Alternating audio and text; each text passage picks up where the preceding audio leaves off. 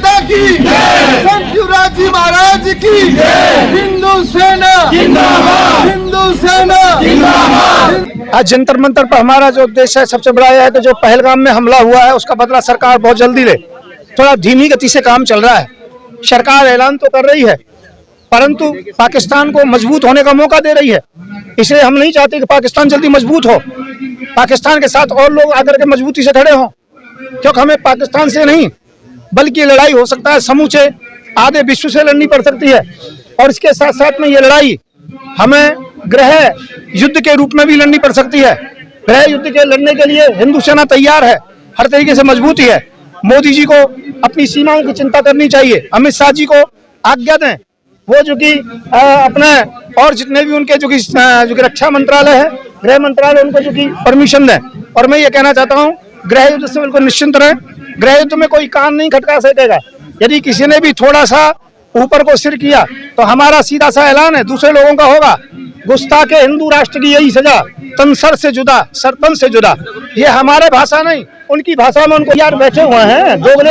हाँ, मैं समझ रहा हूँ यहाँ पर काफी जयचंद हैं। यदि ऐसे लोग ना होते तो देश गुलाम नहीं होता, परंतु अब ऐसा नहीं होने देंगे। उनका इलाज हम स्वयं कर रहे हैं। हमारे पास क्या जो खिलौने हैं खेलने के लिए, क्या हमारे पास परमाणु नहीं है? उससे ज्यादा हमारे पास परमाणु है। हम गिनती ज्यादा नहीं बताते हैं परंतु गिनती में हमारे पास ज्यादा है। और वो तो थोड़ा सा हिस्सा हमारा जो कि थोड़ा ध्वस्त करेगा, हम तो पूरा पाकिस्तानी नक्शे से उड़ा देंगे। हम हर तरीके से मजबूत हैं, इन धमकियों में नहीं आते हम लोग। मांग है जल्दी से बदला लें। दूसरा, बांग्लादेश के लिए जो कि बंगाल के लिए मांग है, बंगाल में राष्ट्रपति शासन लागू हो। तीसरा, जिहादी इत्यादि बंद किए जाए। जिहादी हैं, रोहिंग्या हैं, बांग्लादेशी, इनको भगाया जाए। ये जो कि हमारी तीसरी मांग है। चौथी मांग है शस्त्र लाइसेंस के लिए, अर्थात शस्त्र लाइसेंस भारत में फ्री किए जाएं जैसे और देशों में है। और पांचवी मांग हमारी है कि हम जल्दी से जल्दी जनसंख्या नियंत्रण कानून को लागू कराया जाए। ये 5 हमारी मांग है और 5 मांग सरकार को माननी पड़ेंगी। लगता है कि हम लोग तलवार वितरण किस लिए कर रहे हैं? जो तलवार दूल्हा उठा सकता है, पूजन में पूजन के लिए की जा सकती है, उसका उपयोग स्वयं की रक्षा के लिए भी किया जा सकता है ना। सीधा सीधा कहा गया है, क्या कहा गया है कि यदि आप अत्याचार कर रहे हैं वह भी पाप है, यदि अत्याचार सह रहे हैं वो उससे भी बड़ा पाप है ना। कमजोर को दबाया जाने का जो नियम है इसे हम खत्म करेंगे। बाहर के लिए सरकार बहुत है, अंदर के लिए हिंदू सेना बहुत है। जो भी जिस भी प्रकार का निर्णय है उसके लिए हम लेंगे और एक कदम भी पीछे नहीं हटेंगे, एक कदम भी। अगर किसी ने शुरुआत करी तो अंत पहले उसका होगा। हमें हमारे सिर अपने धड़ पर उतने प्रिय नहीं है जितना हमें हमारा हिंदू प्रिय है। हम एक एक पल, एक एक क्षण, एक एक मिनट अपने हिंदू वर्ष के लिए खड़े हैं। भाईचारा की बात करते हैं कि भाईचारा हम लोग 70 साल से निभा रहे हैं, तो क्या वो आप लोग देख नहीं रहे?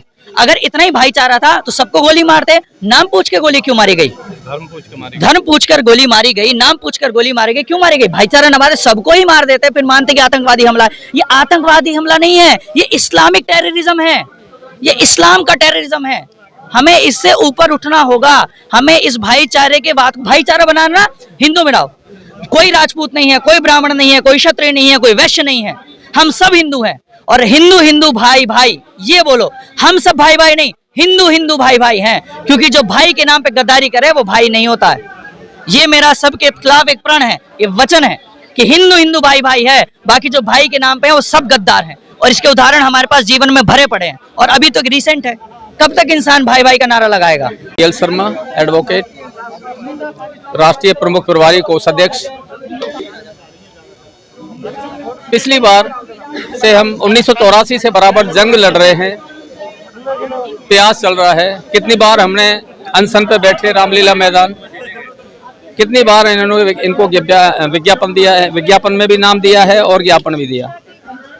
उसके बाद में अभी तक भी हमारी जो है हमारी सरकार ने हमें कोऑपरेट तो बहुत कर रहे हैं, जैसे कि लाइसेंस बना के देना और घर घर में हिंदू घर घर में उस लाइसेंस के द्वारा हमें शस्त्र बांटने के लिए हमें बहुत कोऑपरेट कर रहे हैं। बट जनसंख्या नियंत्रण अभी तक पास नहीं हुआ। और जनसंख्या नियंत्रण पास नहीं हुआ, इसके बीच में पहलगाम में भी हंगामा हो गया, वहाँ पे भी हमारे 26 आदमी मारे गए।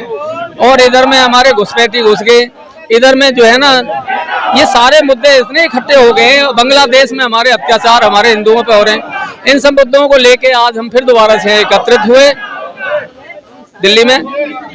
और आज हम यहाँ से प्रोग्राम करने के बाद में अब हम गृह मंत्री जो है अपना राष्ट्रपति जी, मुहिम प्रधानमंत्री और अमित शाह सर गृह मंत्री, उनके पास में ज्ञापन देंगे, मिलेंगे। उसके बाद में अगर हमारी कूच रही, अगर हमारे मुद्दे पास नहीं किए, हमें मान्यता नहीं दी, हमारे को नहीं माना, या ये इसके, तो हम एक ऐसी बड़ी पहल करने जा रहे हैं। करोड़ों आदमी रथ यात्रा के द्वारा पूरे भारतवर्ष में हम इस मुद्दों को मनवा के रहेंगे कि भारत में रोहिंग्याओं की एंट्री पे बैन लगे। बांग्लादेशी घुसपैठी अवैध तरीके से जो भारत में रह रहे हैं उन पे बैन लगे। ये हमारे देश के नेशनल सिक्योरिटी का मामला है। ये सिर्फ बंगाल की बात नहीं है। बंगाल, जब बिहार का दरभंगा एक जगह है जिसको द्वार बंगा कहा जाता है, यानी बंगाल का द्वार कहा जाता है जब हम नॉर्थ से साउथ की ओर जाते हैं, तो इस तरह से वो बंगाल अगर आतंक से अगर अछूता है, मतलब अगर हिंसा वहाँ हो रही है, तो बिहार भी उससे अछूता नहीं रह सकता है, उससे यूपी भी नहीं रह सकता, उससे दिल्ली भी नहीं अछूती रह सकती है, वरन पूरे देश में जो आंतरिक सुरक्षा है वो तहस नहस हो जाएगी। इसलिए गवर्नमेंट को इस पर कड़ी एक्शन लेनी चाहिए और जो भी रोहिंग्या हैं जो अवैध रूप से भारत में रह रहे हैं, उसके लिए भारत सरकार कड़ी से कड़ी संज्ञान ले उनकी और उन पर कड़ी से कड़ी कार्रवाई करे। दूसरी बात, जनसंख्या नियंत्रण होना चाहिए, जनसंख्या नियंत्रण कानून बने और वो बहुत देश के लिए, पर्यावरण के लिए भी बहुत ज़्यादा जरूरी है और उस पर गवर्नमेंट को काम करना चाहिए।